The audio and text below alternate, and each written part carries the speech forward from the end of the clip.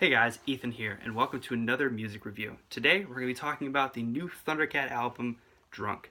Drunk is the third LP from critically acclaimed musician, songwriter, singer, and bass player extraordinaire Thundercat, who has made it onto a ton of different albums of the 2010s. He's worked with artists like Kendrick Lamar, Kamasi Washington, and Flying Lotus because he's on Brain Freeder Records, just to name a few. And for good reason. His very fat, funk-focused bass sound is just ridiculously good. It's really, really nice and refreshing to hear that sound played in this era. And this new album is really interesting because it's very jump cut.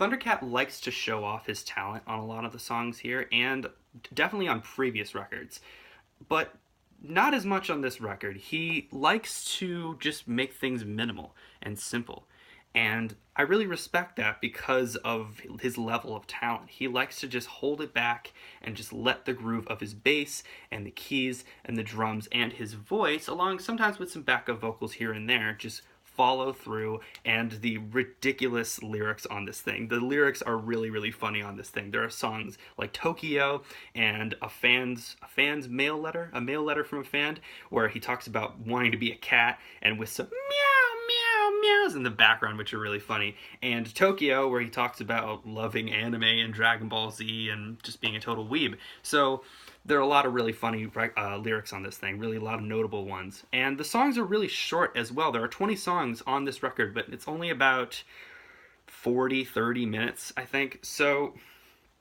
it's really interesting to see Thundercat take this approach, because on previous records, he really went along that Flying Lotus sound of just the really big, grand, arpeggiating instrumentation, the really deep and layered and space and ethereal sound that Thundercat, that Flying Lotus has. So to see him kind of hunker down, take a very jazzy, very minimal, very hip-hop oriented style is really interesting and really nice, and makes this record very accessible to a lot of people, which is great. He's appealing to a lot of people with his jazzy sound.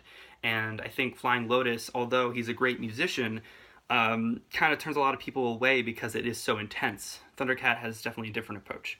Thanks, guys. I recommend it.